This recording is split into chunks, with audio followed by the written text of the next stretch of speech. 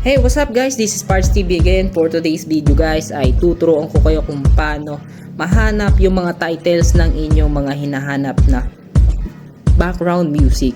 So hindi mo nga alam, di ba guys? Hindi mo alam kung saan ka mag-uumpisa, di mo rin alam yung title. So eto yung video para sa iyo. So tuturuan kita and let's go.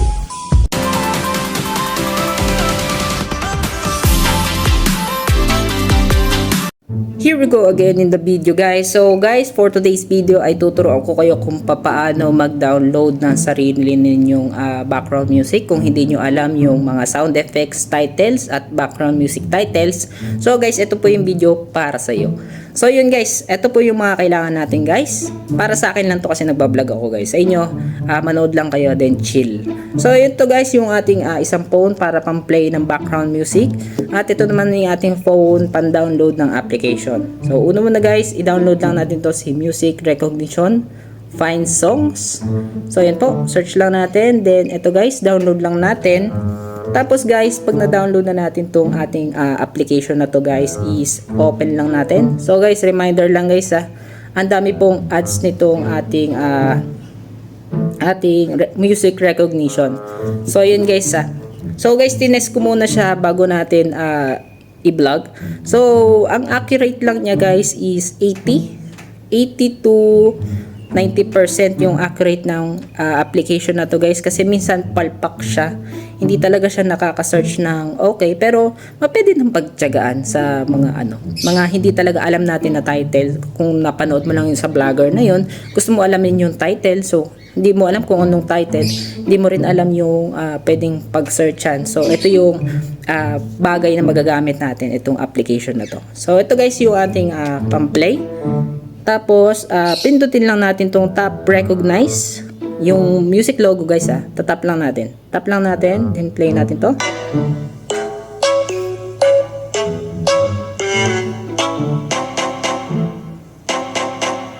So, ayan guys, na-recognize na ni music recognition yung ating pinapahanap sa kanya.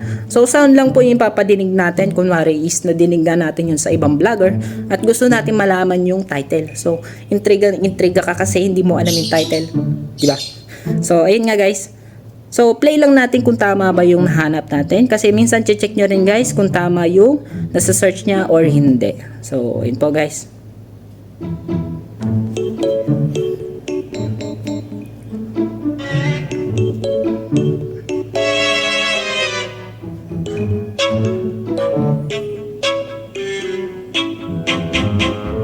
Oh, yan guys, di ba malinaw na? So, pwede ko na itabi itong phone na to.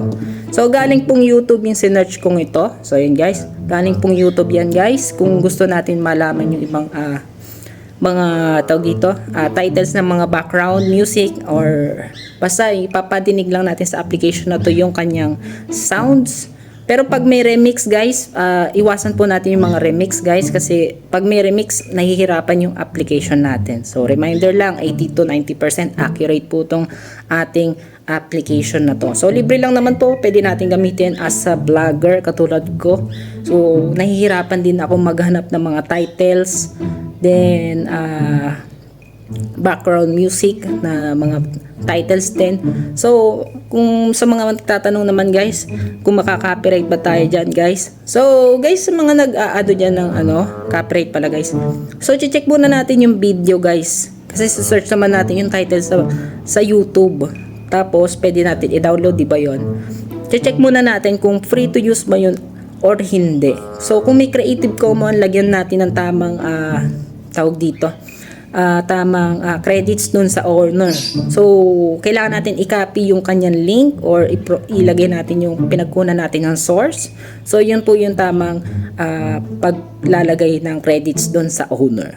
So yun po. So magpaalam din tayo na gagamitin din natin yon sa kanya, o kung may iniwan siyang email dun sa kanyang description. Kung wala naman, is i-provide na lang natin yung link ng source niya. So ayun lang guys. So, sana is na-gets nyo yung ating application na to na sino ba to?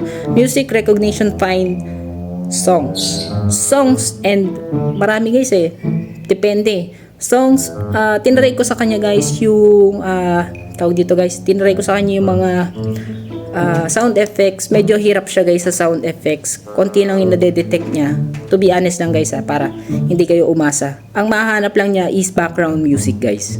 So, yun naman po yung video natin for today. So, kung tinatamad ka, katulad ko na vlogger na nahihirapan ka maghanap ng titles, so gamitin mo na tong application na to. So, wag mo rin kalimutan mag-subscribe. Malapit na natin ma-hit yung 200 subscribers. So, guys, this is for today. So, hanggang dito na lang po. Peace!